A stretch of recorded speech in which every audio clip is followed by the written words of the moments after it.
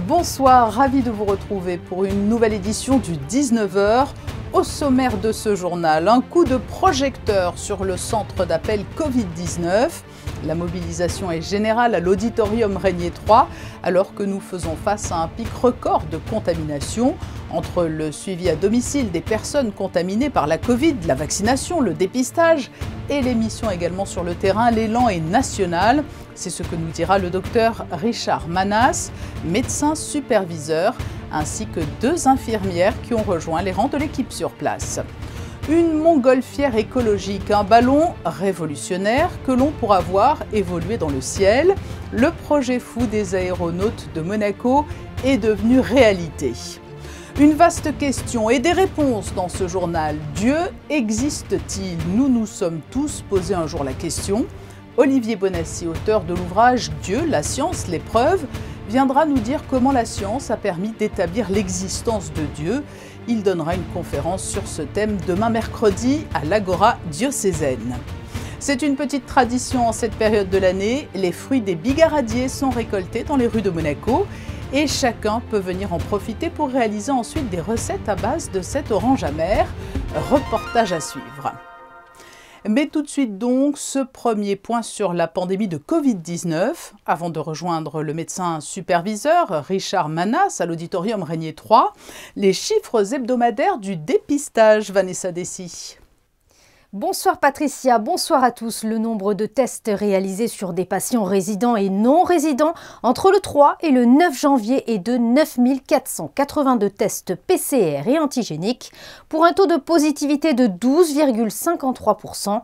Le taux d'incidence, soit le nombre de personnes positives ramenées sur une base de 100 000 personnes sur la période des 7 jours écoulés, est de 1966. Et je vous rappelle que pour joindre le centre Covid, vous pouvez également vous orienter vers le site internet covid19.mc afin de demander à être rappelé pour faciliter votre prise de rendez-vous. Et depuis le 3 janvier, une vaste campagne d'autotest a été lancée avec une distribution gratuite à destination des employeurs de la principauté pour leurs salariés. Et nous connaissons désormais le nombre d'autotests distribués. À ce jour, il s'élève à 26 620. Nous rappelons aux employeurs de la principauté qu'il suffit de se rendre sur le lien du téléservice qui s'inscrit en bas de votre écran pour en faire la demande. L'auditorium Régnier 3 est le centre névralgique de la lutte contre la Covid-19 en principauté. La mobilisation est totale pour assurer vaccination, dépistage, mais aussi le suivi téléphonique des personnes isolées à domicile après avoir été contaminées. Nous sommes avec le docteur Richard Manas, médecin superviseur. Bonsoir. Bonsoir. Débutons peut-être tout d'abord par ces données chiffrées que détaillait Vanessa Dessy. Le nombre de personnes suivies par le centre d'appel a considérablement augmenté, vous nous le confirmez? Nous sommes passés de 20 cas début novembre à maintenant 350, 360 cas là. Et en quoi consiste la prise en charge de toutes ces personnes? Il s'agit d'établir un lien avec les gens qui sont en isolement.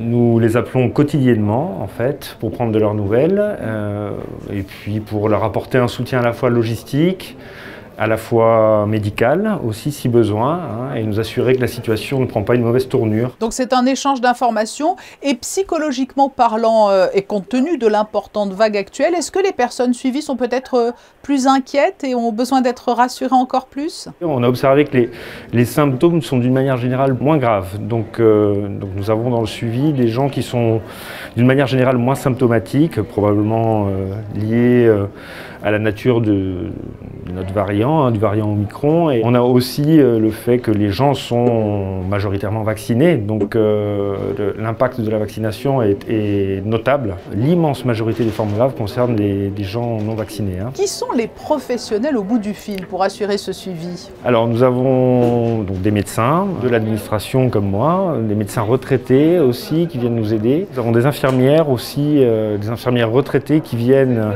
donner de leur temps et qui sont impliquées depuis le début de la création du centre de suivi en fait. Et elles sont là, en quelque sorte la voix du centre. Eh bien justement Richard Manas, je vous propose que nous écoutions le témoignage de 2 d'entre elles. Elles nous ont expliqué ce qui les a poussées à rejoindre le contingent des effectifs de ce centre.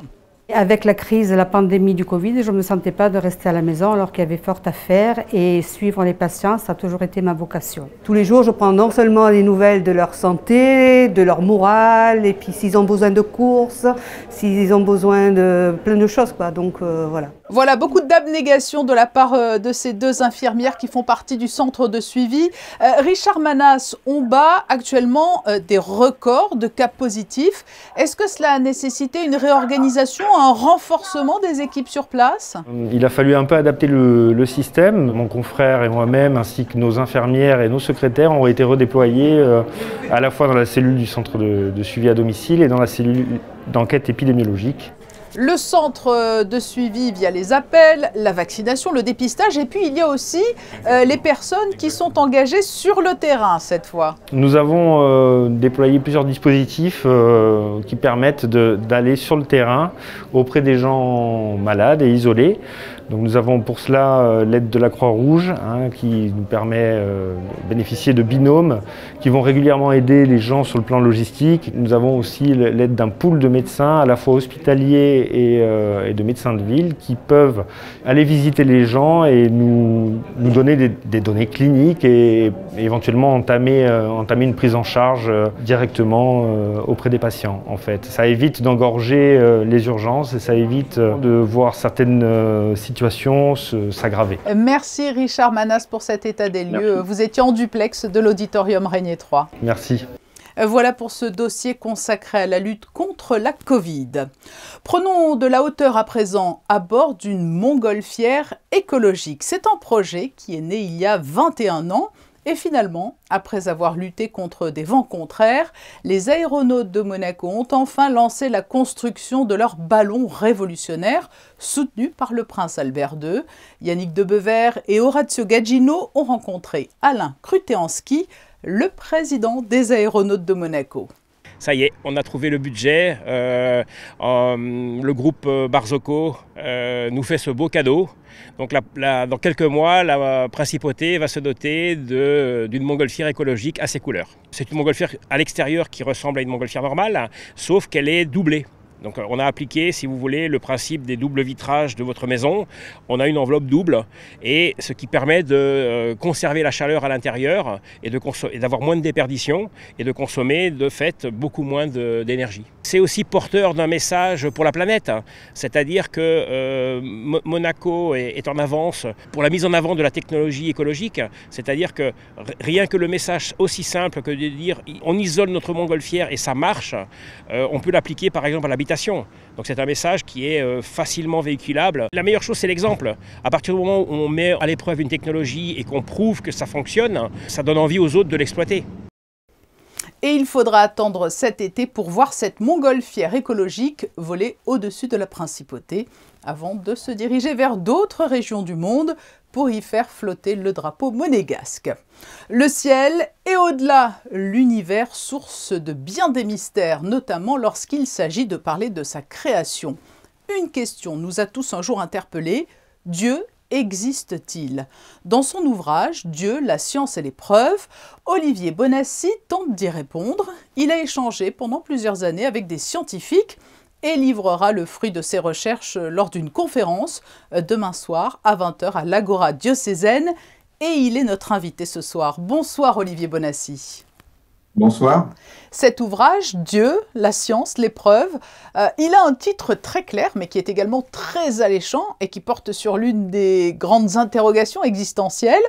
Avant de révéler les points qui vous permettent d'affirmer son existence, je tease, ce qui est vrai, c'est que tout le monde, au départ, s'est posé un jour la question de l'existence de Dieu. Oui, c'est vrai, tout le monde, chaque homme se la pose un jour ou l'autre. On se demande d'où on vient, où on va, qu'est-ce que c'est que la mort, est-ce qu'on va revoir nos parents, nos amis, pourquoi est-ce qu'on est là?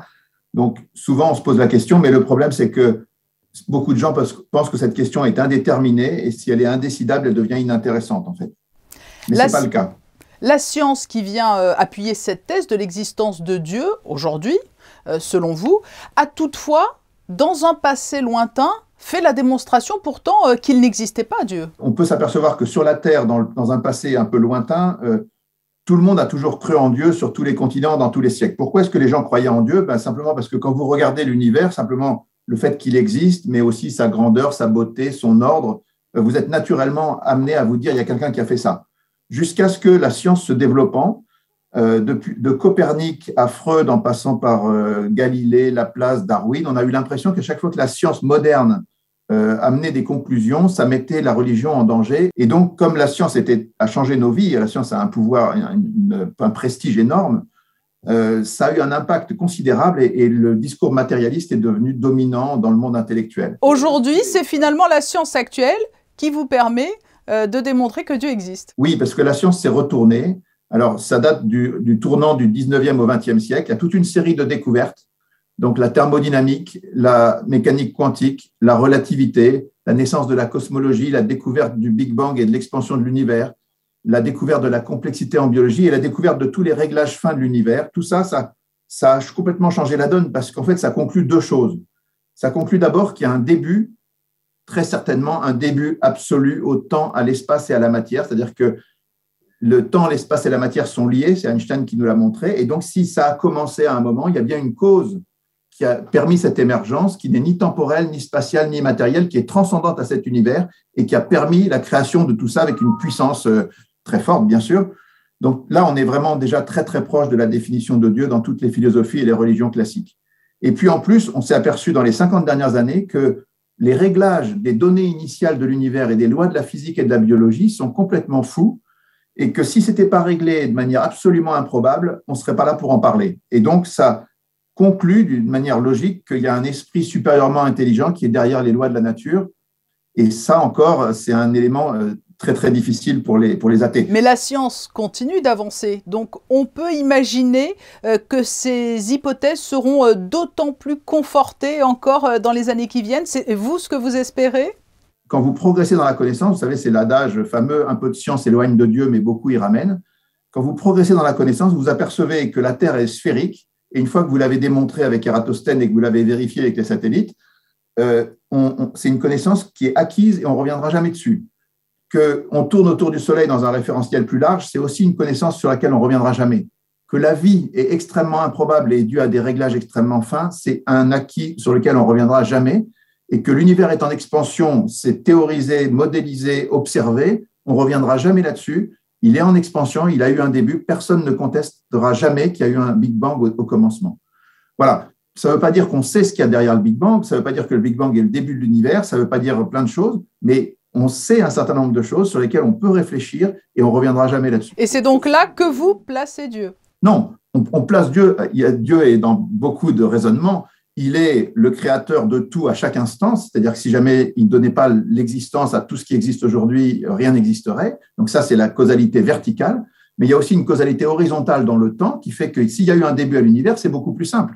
Saint Thomas d'Aquin l'avait bien repéré tout de suite. Il dit, dans la Somme contre les gentils, il explique, s'il y a un début à l'univers, si on était capable de le prouver, ça serait beaucoup plus simple. Et effectivement, aujourd'hui, la science tend à le prouver de manière assez frappante. Et puis, ce qu'il est important de préciser également en conclusion, c'est que le fruit de vos recherches a demandé beaucoup de travail et vous vous êtes appuyé effectivement aussi sur les compétences de nombreux scientifiques. Oui, ce qu'on a voulu, c'est à la fois faire un livre qui soit très accessible, qui puisse être lu par tout le monde, de 7 à 77 ans, en exagérant un peu, mais avec des chapitres indépendants, pas de jargon, des schémas, des couleurs, tout ça. On a essayé de rendre les grandes découvertes simples, et c'est relativement possible, mais on voulait aussi que ce soit parfaitement exact, donc on l'a fait relire par des tas de scientifiques dans tous les sens, et je pense que c'est à peu près le cas, et on a corrigé 2-3 bricoles, mais franchement, dans les grandes lignes, il n'y a pas beaucoup de contestation. Merci Olivier Bonnassy pour cette présentation de votre ouvrage « Dieu, la science, l'épreuve » qui sera donc au cœur de la conférence que vous donnerez demain mercredi à l'Agora. Merci à vous. Vanessa Dessy nous rejoint pour le deuxième point info de ce journal. Nous l'évoquions dès hier, jour de son lancement. Un téléservice est désormais à disposition afin de faciliter les démarches administratives lors des demandes d'attribution d'un logement domanial. Jusqu'au 4 février prochain, un appel à candidature à l'attention des personnes de nationalité monégasque intéressées sera publié pour l'attribution du logement domanial Testimonio 2 et d'autres logements disponibles. Cette évolution s'inscrit dans le cadre de la transformation numérique de l'administration monégasque, engagée depuis 3 ans grâce au programme Extended Monaco. La démarche est accessible via le lien qui s'inscrit en bas de votre écran. L'AMCA, l'association monégasque pour la connaissance des arts, a poursuivi son cycle de conférences en évoquant lundi l'aventure du cubisme. Le mot cubisme est utilisé pour la première fois par Henri Matisse à propos d'une toile de Georges Braque qui date de 1908. Représentation réelle qui se découpe de multiples facettes comme autant de petits cubes. Picasso peint en 1907 les Demoiselles d'Avignon, œuvre qui peut être considérée comme cette nouvelle recherche artistique. Une conférence menée par l'historien Serge Legat ce lundi soir au Théâtre des Variétés. Enfin, la 90e édition du Rallye Monte-Carlo se prépare déjà. Le départ sera donné le 20 janvier. Oui, vous avez sûrement remarqué que le parc d'assistance et le parc fermé se mettent en place. Les aménagements se succèdent de jour en jour sur le port et la nouvelle digue. Car cette année, le Rallye Monte-Carlo, très perturbé par la crise sanitaire, donne lieu à un parcours réduit autour de la principauté. Afin de faciliter les festivités, l'Automobile Club de Monaco a choisi de recentrer l'épreuve avec un grand retour de la nuit de Turini, une manifestation que vous pourrez suivre quotidiennement sur Monaco Info. Oui, avec l'émission Les Experts du Rallye que vous présenterez, Vanessa, aux côtés de Christophe Paco et Franck Phillips, chaque matin à 8h30 les 21, 22 et 23 janvier, et le soir de la remise des prix, le 23 janvier toujours, avec une ultime émission à 20h30. Comme chaque année à la même période, les bigaradiers sont chargés de fruits et l'heure est venue de leur refaire une beauté. Crescinda Tomel et Orazio Gaggino ont assisté aux premières coupes. Voici leur reportage. C'est une vieille tradition qui a lieu tous les ans à Monaco. Depuis de nombreuses années, les habitants jouissent d'un luxe que peu de personnes connaissent en ville. Depuis ce matin, les jardiniers taillent les bigaradiers dans les différentes rues de la Principauté et récupèrent leurs fruits, car à cette saison, ces arbres offrent de délicieuses oranges amères. La tradition à Monaco, c'est que toute personne se manifeste auprès des jardiniers et peut récupérer la quantité qu'elle souhaite pour faire du vin d'orange, pour faire de la confiture. Il n'est pas obligé d'être résident monégasque, il suffit juste de se manifester auprès des jardiniers. L'année dernière, on a récupéré 9 tonnes et demie de fruits. Après, c'est fluctuant selon les années, selon la météo. Et l'an passé, durant la période du confinement et du Covid, est-ce que vous avez remarqué plus d'engouement ? Oui, l'année dernière, on a eu des personnes où c'était la première fois qu'ils venaient récupérer des oranges pour s'essayer à la confiture. Donc oui, on espère que cette année, on donnera un peu plus aux personnes. Au total, ce sont près de 600 bigaradiers qui sont taillés actuellement en Principauté. Les jardiniers de la DO récoltent en moyenne chaque année 18 tonnes d'oranges, dont 5 à 7 tonnes sont données gracieusement à tous ceux qui le souhaitent. Une opération qui durera jusqu'au mois de février et à laquelle la jeunesse participe également. D'ici la fin du mois, quelques élèves du lycée technique et hôtelier viendront assister à la coupe des arbres pour recueillir des conseils et pour confectionner quelques recettes à base, bien sûr, d'oranges amères. Et les enfants de la halte garderie participeront également à cette opération et pourront ainsi ramener les précieux trésors amassés à leurs parents pour réaliser peut-être avec eux de délicieuses recettes et perpétuer ainsi la tradition. Passons aux prévisions météo pour la journée de demain, mercredi, Vanessa. Effectivement, Patricia, le temps sera dégagé avec un beau ciel bleu durant toute la journée. Les températures iront de 6 à 12 degrés. Le soleil se lèvera à 8h et se couchera à 17h16 et nous fêterons les Tatiana. Et c'est justement une Tatiana qui sera notre invitée demain, Tatiana de Montaigne, de passage au théâtre Princesse Grace où elle va interpréter la pièce Noire basée sur l'un de ses textes et qui évoque la ségrégation raciale. Rendez-vous donc demain à 19h et pour nous quitter, cette série de photos de Stéphane Dana dans les coulisses de la taille des bigaradiers. À demain.